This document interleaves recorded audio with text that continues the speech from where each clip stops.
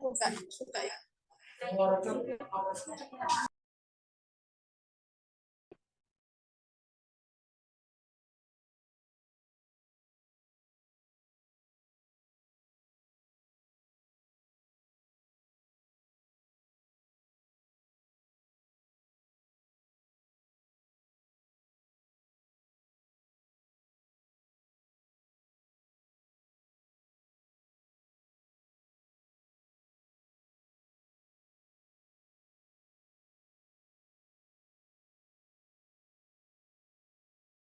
Selesai, soalnya timnya ada batasannya.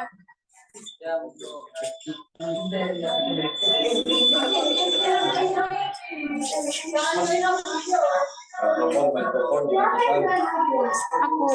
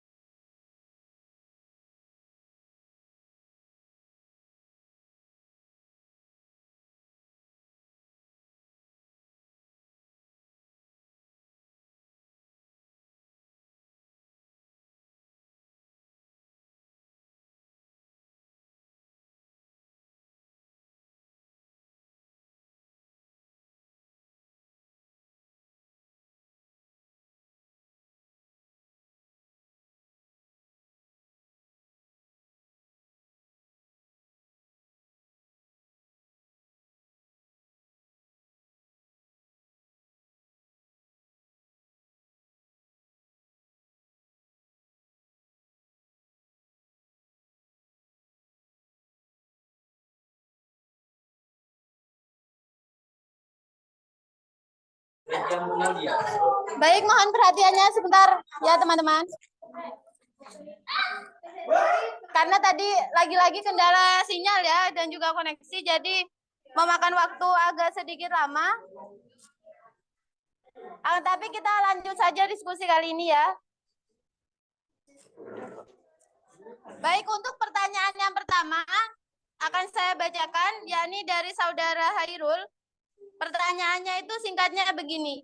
Ketika Bapak Semiran tidak memenuhi beberapa ciri-ciri etos kerja tersebut, terutama dalam ciri yang ke-5, yakni giat mencari ilmu, lalu Bapak Semiran ini mengapa tidak diberhentikan begitu? Untuk pertanyaan yang kedua dari saudara Firman, yakni dalam poin ikhlas, di sini kan dijelaskan bahwasanya Bapak Semiran itu orangnya tidak memiliki ciri-ciri harga diri, akan tetapi memiliki ciri-ciri ikhlas. Kenapa kok tidak ada harga diri di dalam diri Bapak Semiran ini? Seperti itu. Karena kami sudah berdiskusi dengan rekan kami akan menjawab pertanyaan yang pertama terlebih dahulu, yakni mengapa Bapak Semiran tidak diberhentikan. Baik, rekan saya akan menjawabnya. Kepadanya dipersilahkan.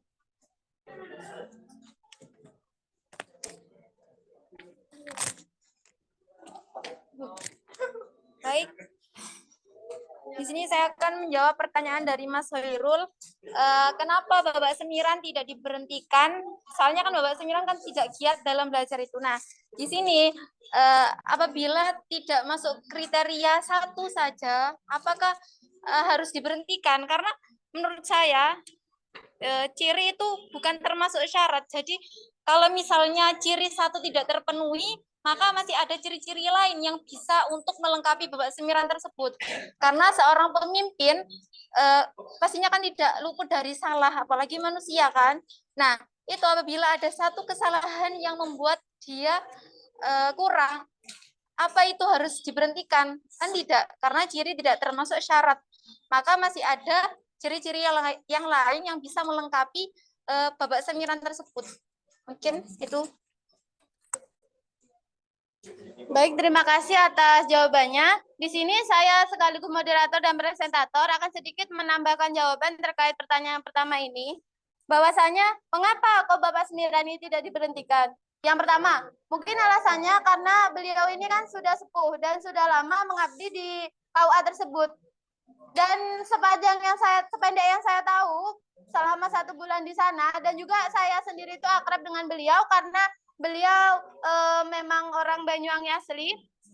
Jadi ketika beliau cerita itu begini, beliau ini kan sudah lama di KUA. Itu katakan beliau dipertahankan di sana itu karena bentuk pengabdiannya beliau. Karena kan ketika sudah sepuh, sudah mendekati masa-masa pensiun.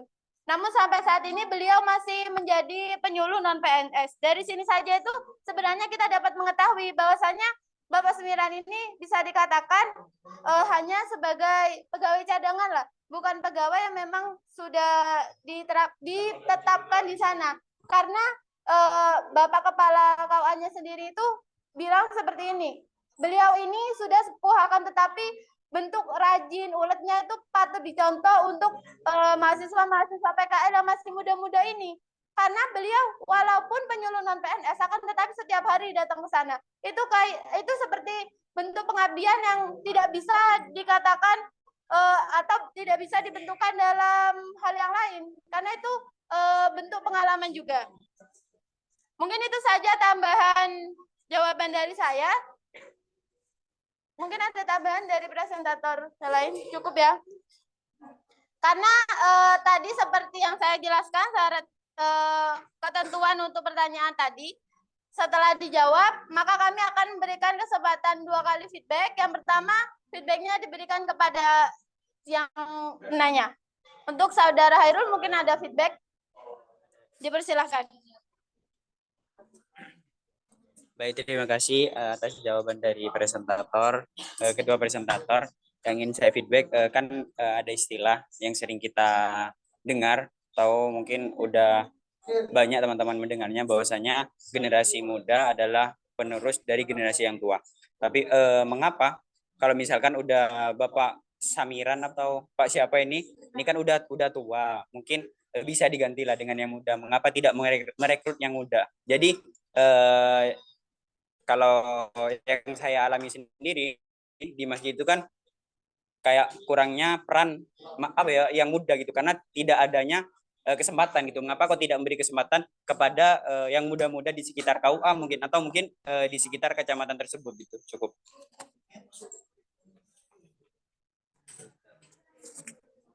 Baik, karena feedbacknya ini lebih mengarah ke kami sebagai presentator.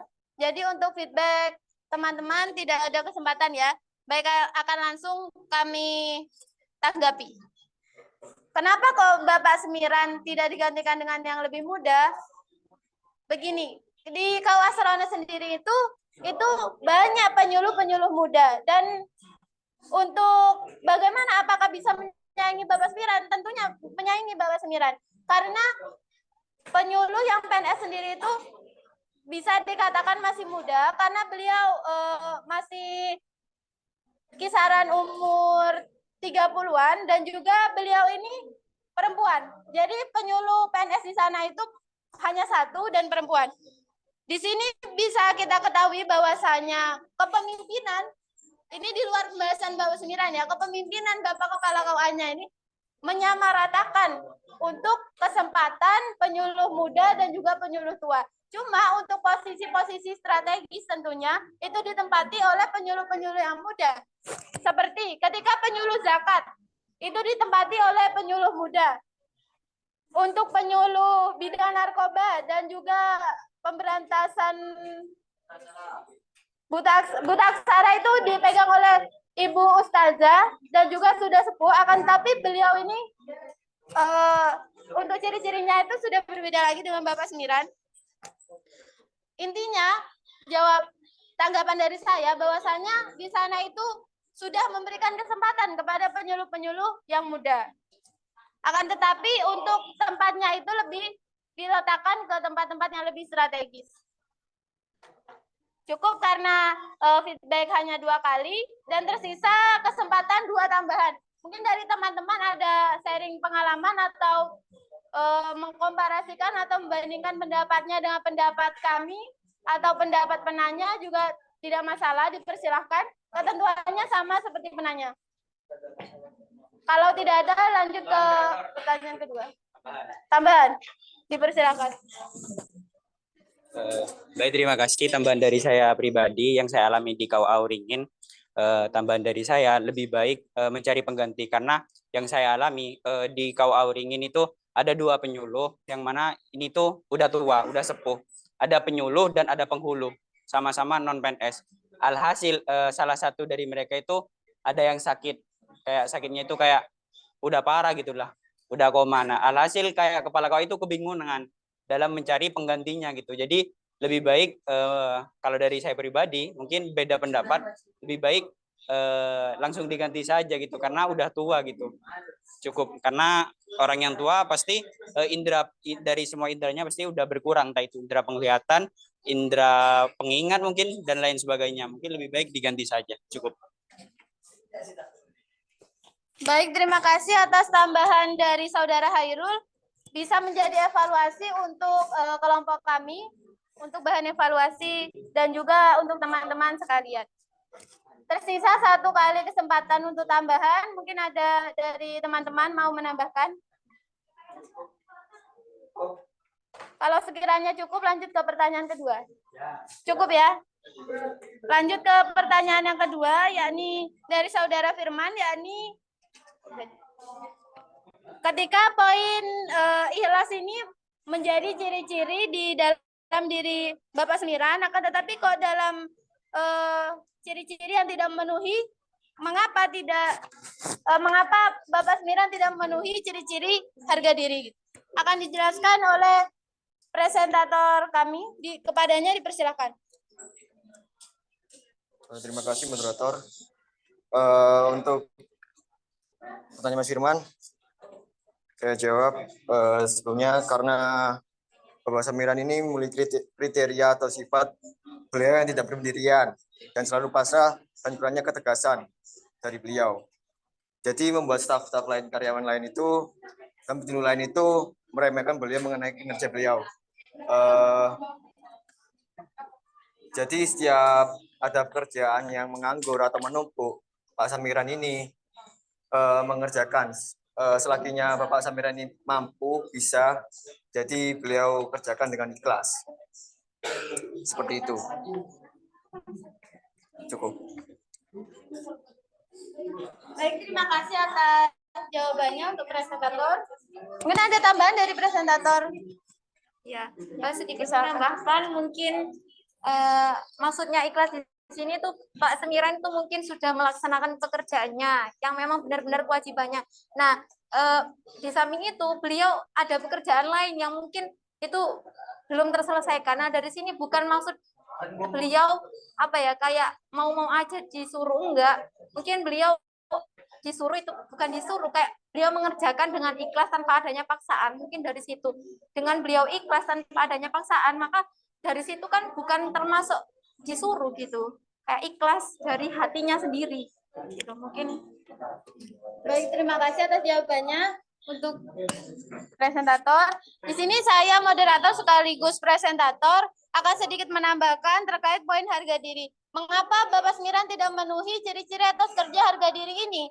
Karena sependek yang saya tahu, itu Bapak Semiran ini itu kan memenuhi ciri-ciri atas kerja ikhlas. Ikhlas itu masih ingat nggak teman-teman ikhlas itu apa? Mungkin ada yang ingat?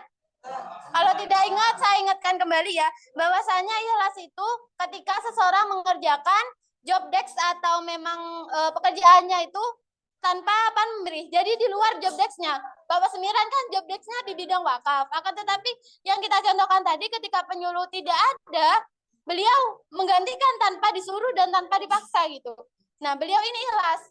Nah, karena beliau ini sangat ikhlas, saya katakan sangat ikhlas, maka penyuluh yang lain, oh saya nggak datang dah, karena ada Bapak Semiran yang menggantikan gitu. Kayak menyepelekan. Nah, di sini harga dirinya Bapak Semiran itu kurang mencolok di sana, karena beliau terlalu ikhlas. Karena seharusnya, bukan saya maksud menggurui karena beliau sudah sepuh, itu ketika penyuluh tidak hadir, itu sebaiknya kan kita komunikasikan dulu. Mengapa tidak hadir? Kalau memang tidak hadir, saya bersedia membantu gitu. Itu tanpa adanya konfirmasi seperti itu, Bapak Semiran rela membackup tugas-tugas temannya itu tanpa disuruh gitu.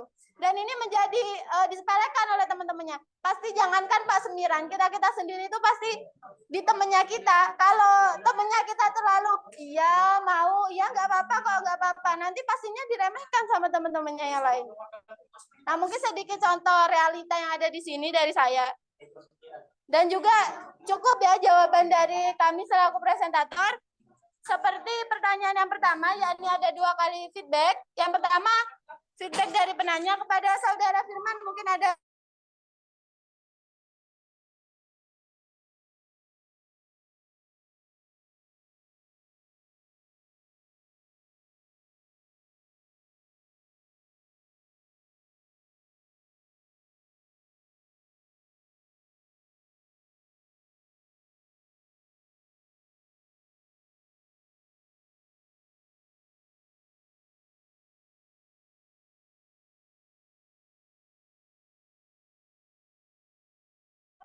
Baik, mohon maaf ya, saya lanjutkan.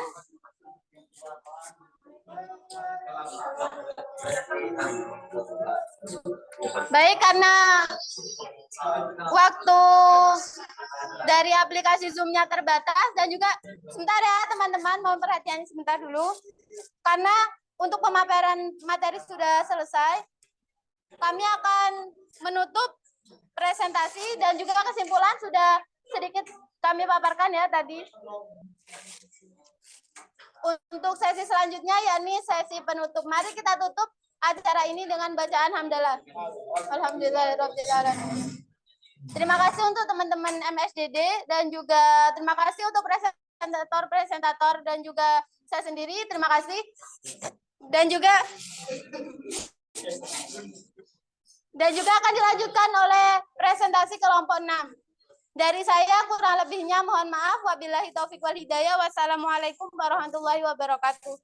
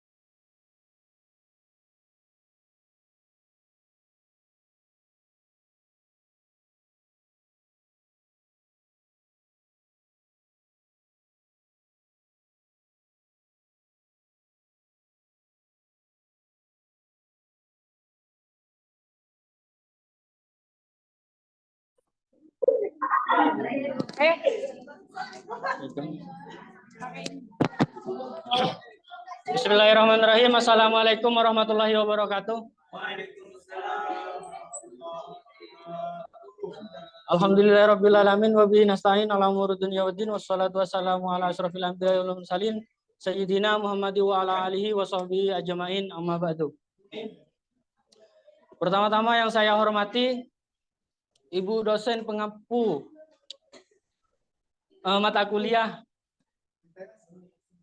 Manajemen Etos Kerja Islam, Ibu Anikotu Zuhro Fitriana SEMM, dan yang tak lupa pula yang saya hormati teman-teman manajemen sumber daya dakwah yang hadir pada siang hari ini. Sebelumnya saya akan memperkenalkan teman-teman kelompok 6. Yang pertama ada saya sendiri Riko Zadar Al-Farizi yang akan memimpin jalannya diskusi pada siang hari ini. Dan selanjutnya ada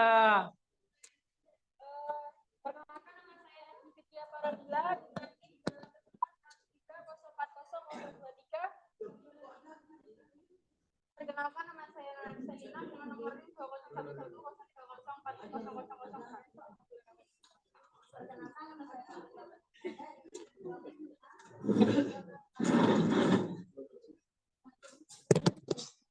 baik, objek yang kita ambil di sini itu menggunakan KUA Kecamatan Lumajang, Kabupaten Lumajang.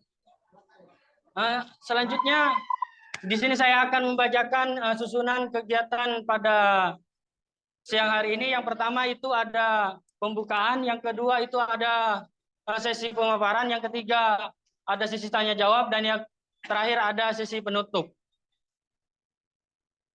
Sebelum kita mulai acara diskusi pada siang hari ini, alangkah lebih baiknya kita buka dengan pembacaan surat Al-Fatihah dengan harapan acara dari awal sampai akhir itu berjalan dengan lancar. Al-Fatihah.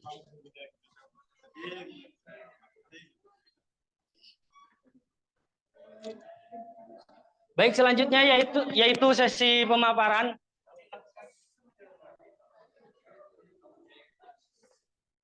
Yang pertama akan disampaikan oleh saya sendiri.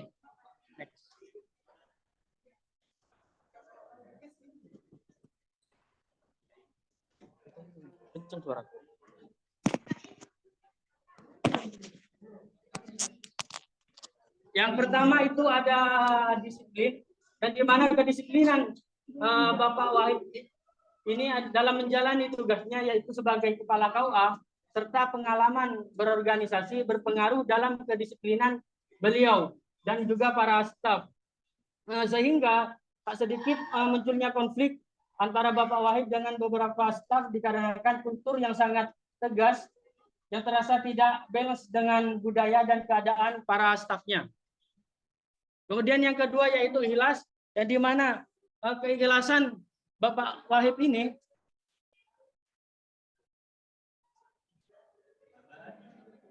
dicontohkan dengan membimbing mahasiswa PKL dalam memahami setiap program kerja yang ada di KUA Kecamatan Lumajang, seperti pembuatan SIMK dan juga rekomendasi menikah. Next.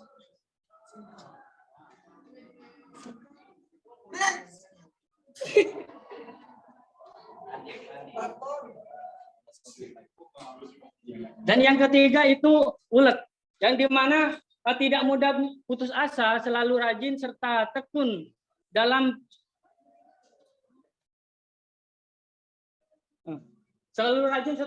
dan ulet dalam pekerjaannya. Salah satu contohnya yaitu beliau mempelajari salah satu program KUA meskipun beliau gaptek. Dan yang keempat yaitu selalu berusaha untuk berkata jujur, seperti dalam hal absensi kehadiran. Jika telat hadir, beliau tetap mengisi absen telat meskipun ada kepentingan yang mendesak. Mungkin hanya itu dari saya, kurang lebihnya mohon maaf. Assalamualaikum warahmatullahi wabarakatuh. Selanjutnya akan disampaikan oleh Mbak Noni. Baik, selanjutnya saya akan menjelaskan etos kerja yang kelima, yaitu istiqomah, yaitu melakukan pekerjaan secara konsisten atau terus-menerus seperti pelayanan administrasi pada hari itu akan beliau selesaikan pada hari itu. Mungkin di sini banyak yang bingung ya terkait istiqomah sama tanggung jawab ya. Tapi maksud dari Bapak Wahib yang memiliki sifat istiqomah ini, Bapak itu meskipun memiliki deadline besok, tapi beliau tetap berusaha untuk mengerjakannya sekarang. Misalkan tanggung jawabnya harus selesai besok, tapi beliau tuh masih mengupayakan untuk menyelesaikan pekerjaannya sekarang. Jadi itu bisa disebut sebagai istiqomah karena beliau selalu berusaha untuk menyelesaikan pekerjaan sebelum deadline. Next.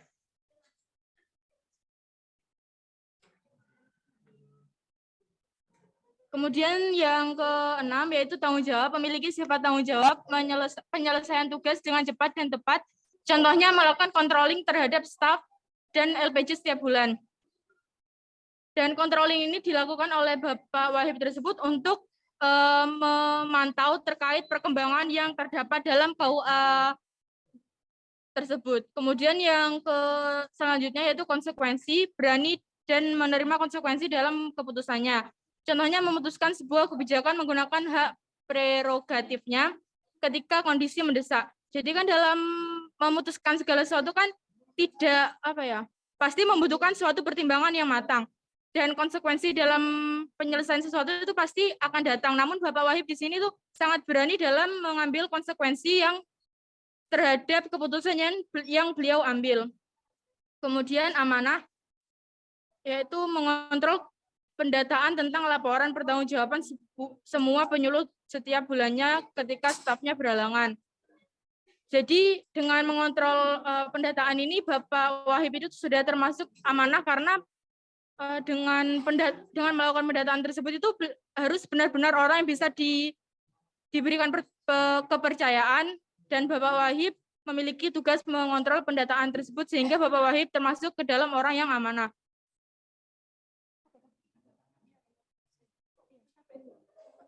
Ya, kemudian hemat dan efisien, yaitu hasil kerja selalu efisien atau maksimal, walaupun beliau memiliki beberapa pekerjaan lainnya di luar kantor. Jadi meskipun Bapak Wahib tersebut memiliki pekerjaan lain, tapi Bapak Wahib ini memiliki prioritas yang akan beliau usahakan untuk menyelesaikannya. Meskipun beliau memiliki pekerjaan atau kegiatan lain di luar kantor, tapi Bapak Wahib ini selalu menyempatkan waktunya untuk menyelesaikan pekerjaannya di KUA. Demikian dari saya kembalikan ke moderator. Terima kasih kepada Mbak Noni. Selanjutnya yaitu akan disampaikan materi selanjutnya akan dibawakan oleh Mbak Ervin. Baik, selanjutnya yakni kepemimpinan. Jadi kepemimpinan ini adalah tanggung jawab dalam memimpin rapat seperti rapat rutinan setiap bulannya. Jadi Bapak Wahib ini juga memimpin rapat setiap bulannya. Jadi beliau itu memiliki kebijakan tertinggi di KUA Kecamatan Lumajang. Serta beliau ini mengayomi staf-stafnya. Karena beliau ini seorang pemimpin dan kepala KUA, maka beliau harus mengayomi para stafnya. Yang selanjutnya yakni giat mencari ilmu. Jadi semangat belajar dengan mengikuti pelatihan yang diadakan oleh Kemenak. Jadi beliau itu sering melakukan belajar dan mengikuti pelatihan-pelatihan yang diadakan oleh Kemenak atau bahkan rutin memimpin kajian rutinan yang ada di masyarakat. Next.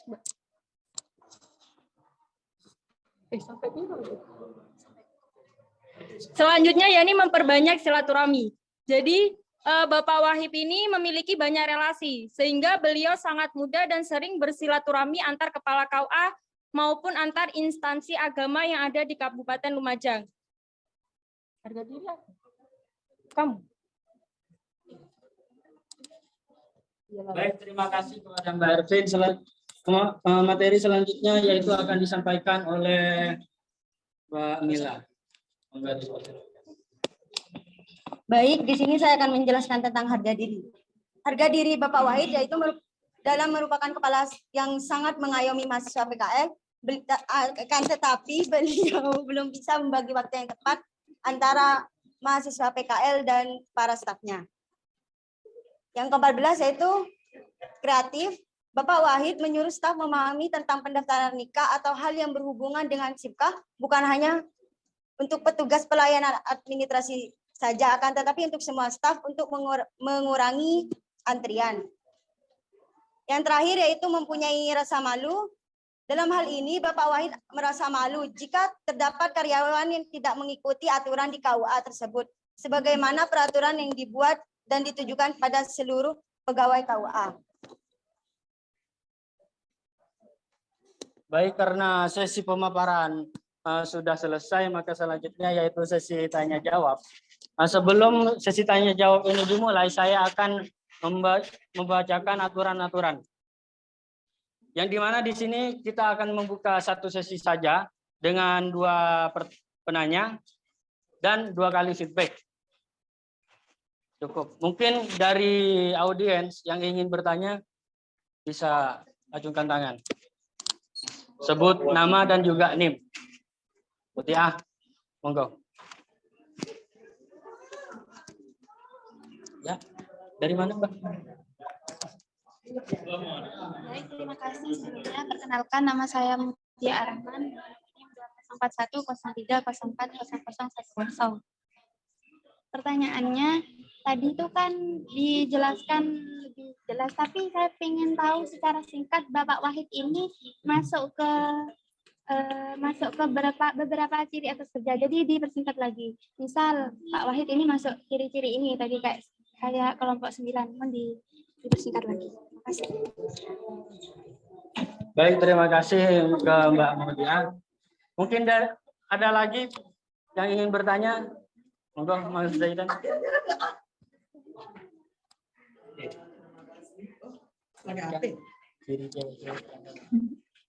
Assalamualaikum warahmatullahi wabarakatuh. Perkenalkan, nama saya Majidan Mufid. NIM 204-103-040-018. Di sini saya akan menanyakan tentang, kan judulnya pengaruh kepemimpinan dan etos kerja. Namun di PPT hanya dijelaskan mengenai etos kerja dari kepala yang sudah dijelaskan tadi. Pertanyaannya, di manakah letak pengaruh dari kepemimpinan Bapak Wahid tersebut? Terima kasih.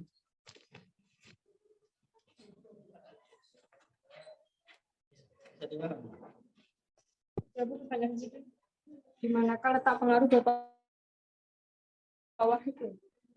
Di manakah letak pengaruh Bapak Wahid kan? Kepemimpinan Bapak Wahid. Itu tulisannya tidak. Iya. Langsung dijawab. Kalian.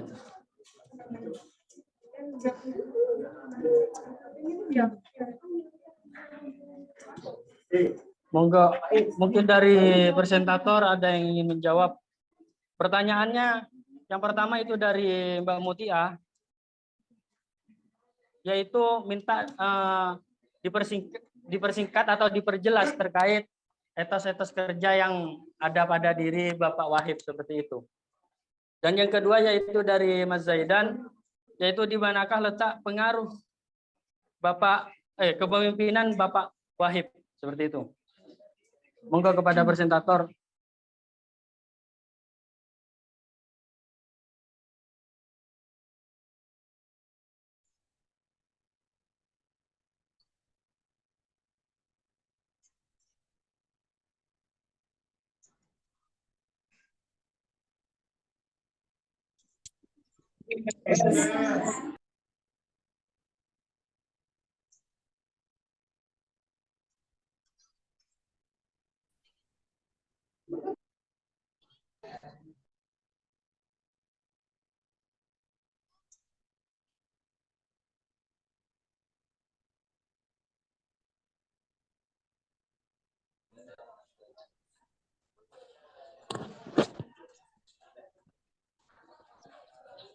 Monggo kepada presentator yang ingin menjawab,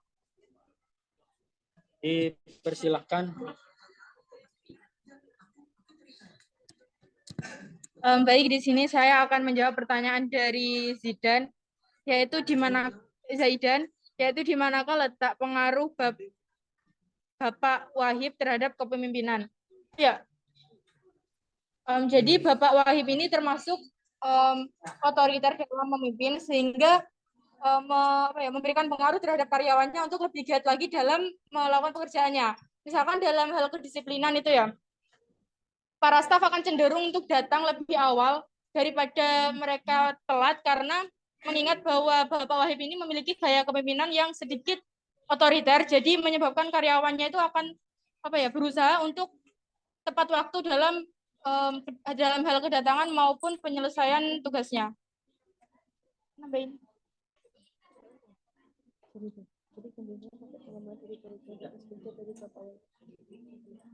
Sudah. Mungkin ada tambahan dari presentator lain.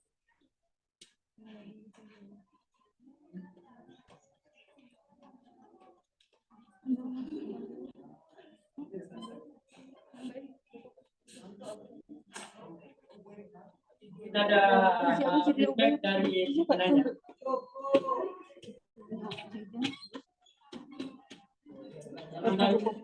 Cukup. Pada audiens yang baik, ada feedback terkait jawaban yang sudah disampaikan oleh Yes. Tapi kisi apa feedback. Feedback.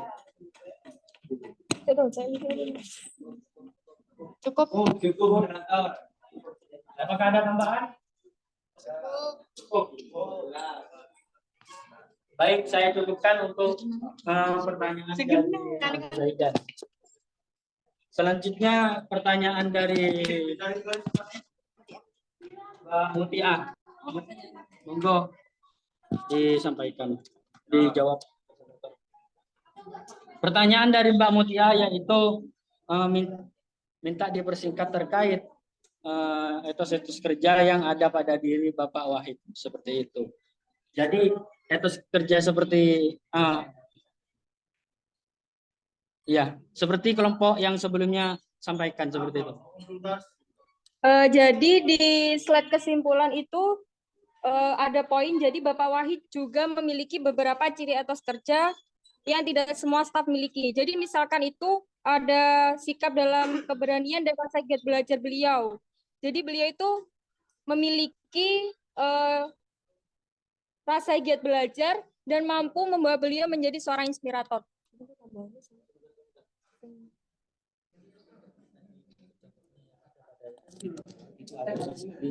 Disiplin termasuk ikhlas termasuk itu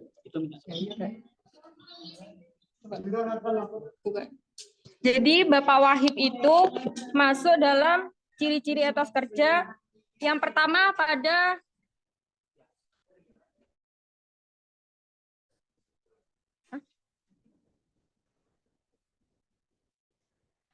Jadi Bapak Wahib itu masuk di disiplin karena Bapak Wahib itu memiliki sifat otoriter.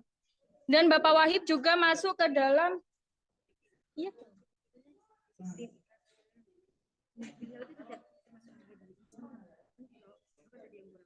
harga diri, Mbak. Saya perjelas lagi ya terkait pertanyaannya Mbak Mutia. Mbak Mutia itu minta etos kerja yang ada pada diri Bapak Wahid. Contoh, disiplin, ikhlas, dan yang tidak termasuk itu apa saja seperti itu.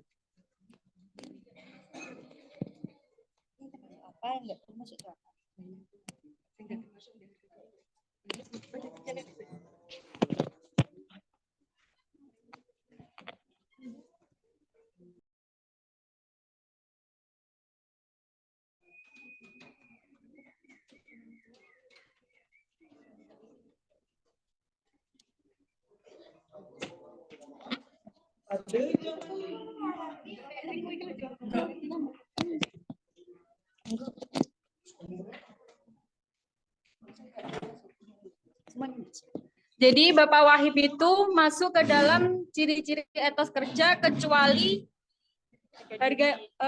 sifat etos kerja yakni harga diri karena belum bisa membagi waktu yang tepat antara staf dan mahasiswa PKL-nya. Dan yang kedua tidak masuk ke dalam ciri etos kerja yakni rasa malu. Harga diri mau ya.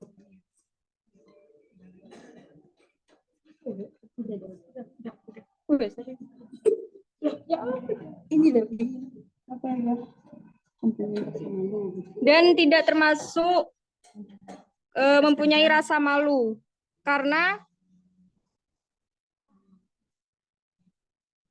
nggak ada coy.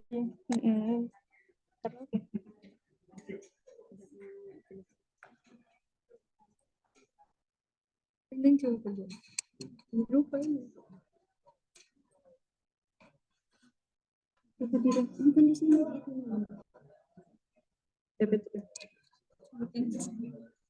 Jangan. Waktu berapa?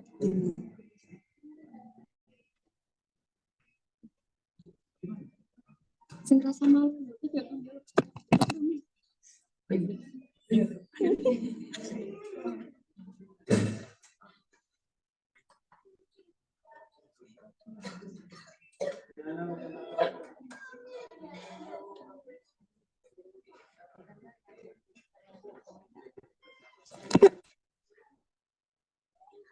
Jadi Bapak Wahid itu tidak termasuk dalam ciri etos kerja, yakni memiliki ciri etos kerja harga diri dan mempunyai rasa malu. Yang harga diri tadi sudah saya jelaskan. Jadi yang mempunyai rasa malu itu karena beliau tidak berani langsung menegur karyawannya untuk mentaati sebagaimana peraturan yang dibuat dan ditujukan kepada seluruh pegawai KUA. Cukup, moderator. Mungkin ada tambahan dari presentator lain? Cukup. Mungkin ada feedback dari Mbak Mulyasi penanya? Cukup. Mungkin ada feedback dari audiens yang lain? Cukup.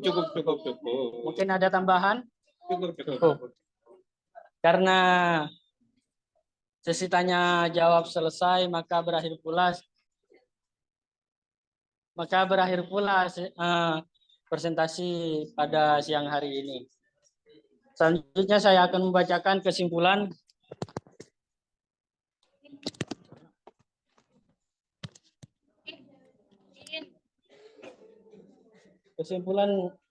yang yaitu Bapak Wahid memiliki beberapa ciri etos kerja yang tidak semua staf miliki. Misalkan dalam keberaniannya dan rasa giat belajar yang dimiliki oleh Bapak Wahid yang mampu membawa beliau menjadi seorang inspirator.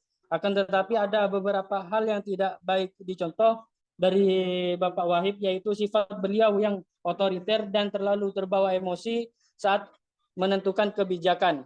Tanpa kehadiran beliau, kinerja KUA kurang optimal karena budaya masyarakat yang bertentangan dengan kedisiplinan. Selanjutnya yaitu pembacaan doa dipimpin oleh Mbak Irvin.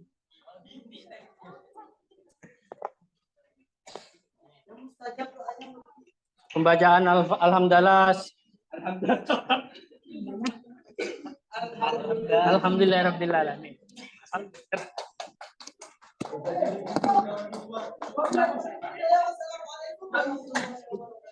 Waalaikumsalam warahmatullahi wabarakatuh.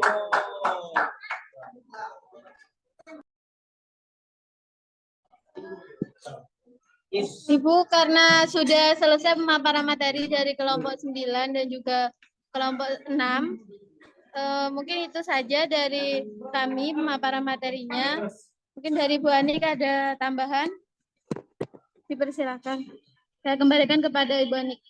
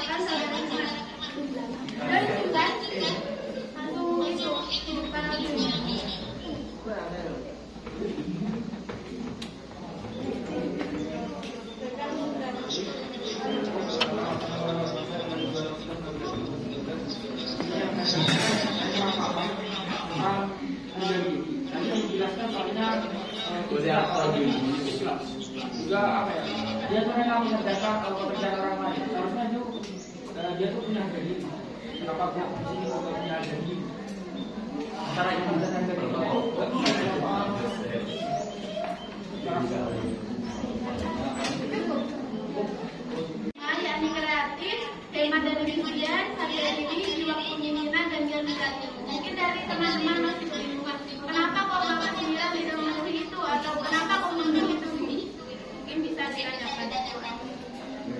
Semakin cepat yang bertanya, semakin cepat selesai. Baik, terima kasih.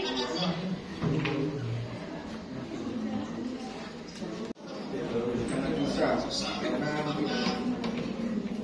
seperti halnya menguasai dasar beliau masih kurang mahir dan pandai dalam melakukannya.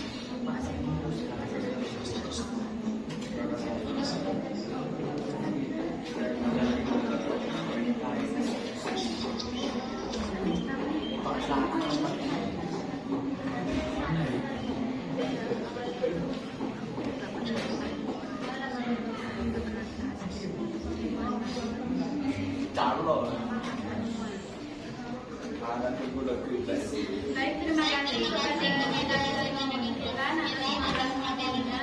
Kita melanjutkan ke sesi berikutnya, yakni sesi tanya jawab. Sebelumnya saya akan bacakan sedikit persyaratan untuk tanya jawab kali ini, yakni yang pertama, pertanyaan terdiri dari satu teman saja, yakni berisi 2 pertanyaan, setiap pertanyaan 2 kali feedback. Sistemnya seperti yang sudah dijelaskan oleh Bu Ani kemarin, tidak perlu saya ulang lagi ya. Lalu untuk tambahan, 2 kali tambahan setiap pertanyaan.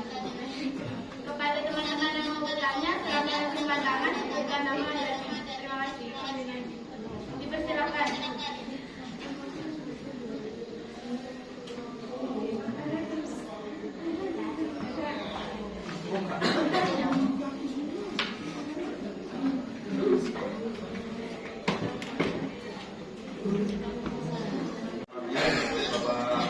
Ini adalah guru yang ampuh. Dalam hal ini Bapak Samiran bisa dibilang tidak masuk kriteria penelitian karena sebagai tugas yang diberikan masih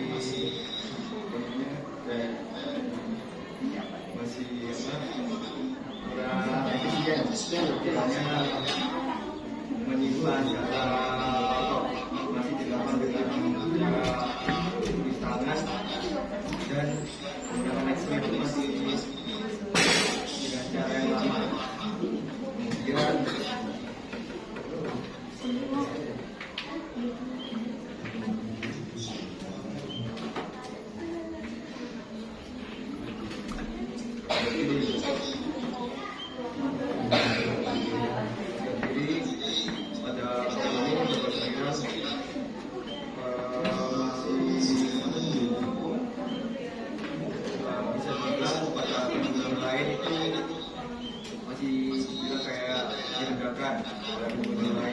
karena sifatnya itu yang kurang jelas dan sifatnya pendirian. Itu Bapak Samiran ini pada kondisi kurang masih bekerja. Kemudian juga pembinaan yang dimiliki oleh Bapak ini masih kurang nyata adanya.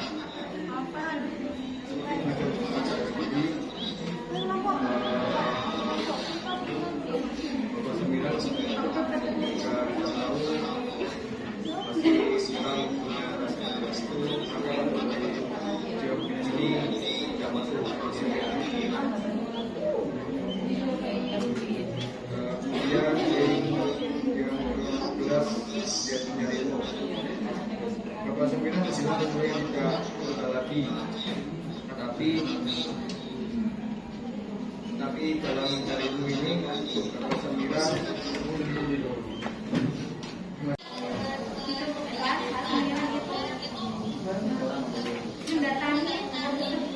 mendatangi lokasi seorang wajib yang berhalangan hadir